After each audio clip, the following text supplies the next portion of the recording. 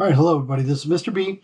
We are going to be working on the dripping paint effect. So what we want to do is first get started. Make sure you have your pictures that you're going to use already up and open in Photoshop. If you don't, go ahead and do that now and then come back to the video.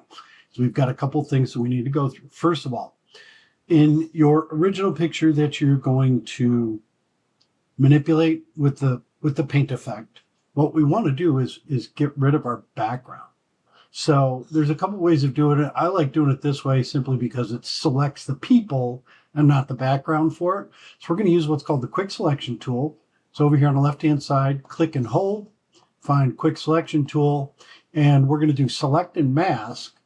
And then what we want to do, I'm going to select subject in this episode. Okay. Now you notice that these guys come to the forefront. They don't have the background layer. Okay. Now, if you don't see this kind of view, what I want you to do is over here in the properties panel, as you see on the right-hand side, change your view with the drop-down arrow and find overlay. Okay. That's the one we're using. So we're going to click on that one. That's our overlay. That's the one we have. And down here at the output level, what we want to output it to is a new layer. So if you look on there, it says new layer, all things are good, and we're going to click OK. As you notice, we've created a second layer. Immediately, our original picture, the eye is taken off, so we can't see that background layer, and then we're going to move forward. Okay, so next, what we want to do is let's get rid of this layer. Okay, we don't want to have it around. Okay, and before we can do that, what we want to do is create a new layer. Okay, but we're going to create a solid color layer. Okay, so what you're going to come down to is this tool right here. Click on this. Okay. And at the very top says solid color. We make it white. Now you notice it covers our image. That's because it's the top layer. We want to move it in between the two. Now you notice our color fill goes to the background.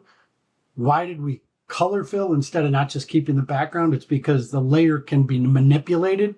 The background could not. Okay, that's why we've chosen to go this route.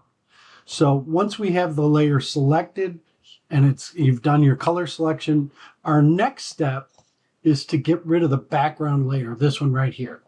So we're going to select it and then pull it down and then delete it. So you should have only the two layers standing in there that you want, your color fill and your background copy. And that's it. So now we're going to go back to our next layer and we're going to work on the background copy. Okay, this layer here. And what we want to make sure is that we put our dripping paint effect onto that layer. Okay, now what I want to do, kind of like what we did with the main picture, we're going to use the object selection tool. Okay, and it's going to choose your paint effect. Now, if you notice that it hasn't selected it all correctly, what you can do is zoom in a little bit.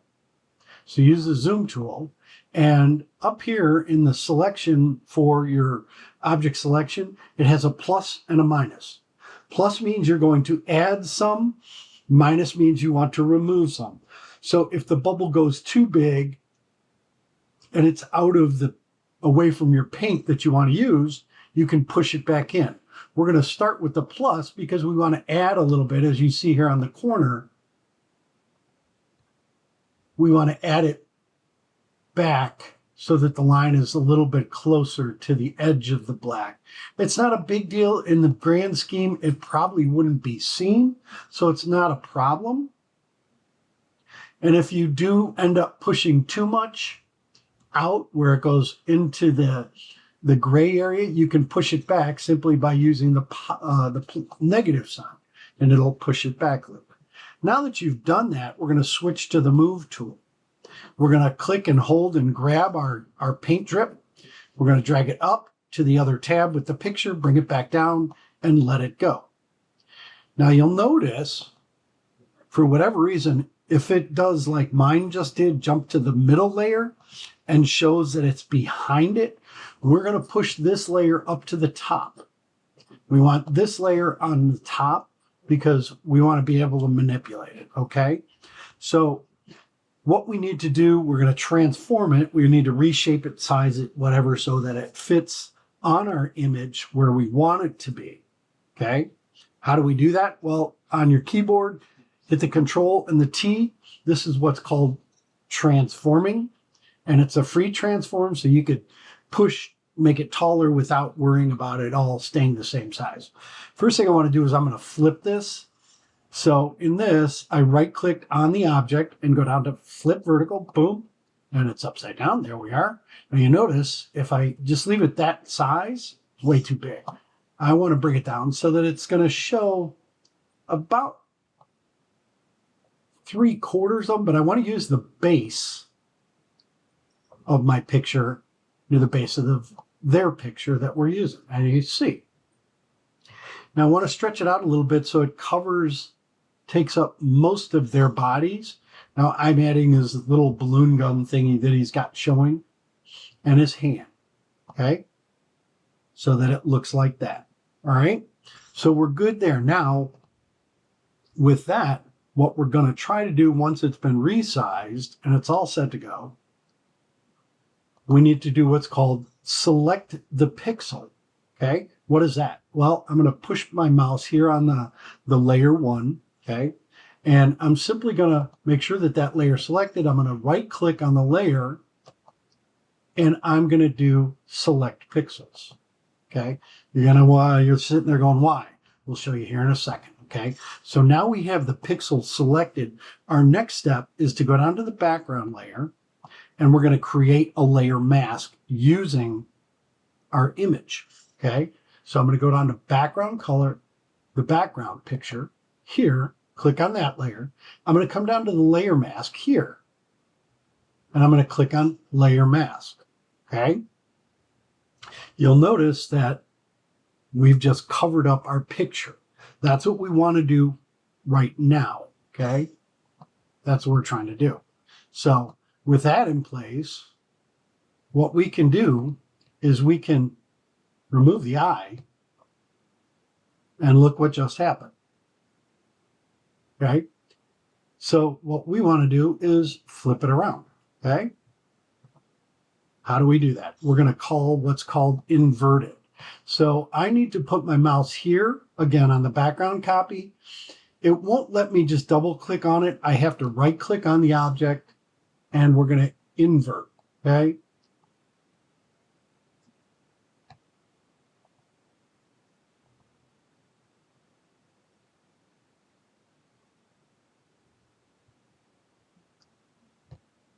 Give me a second here. For whatever reason, it's trying not to invert.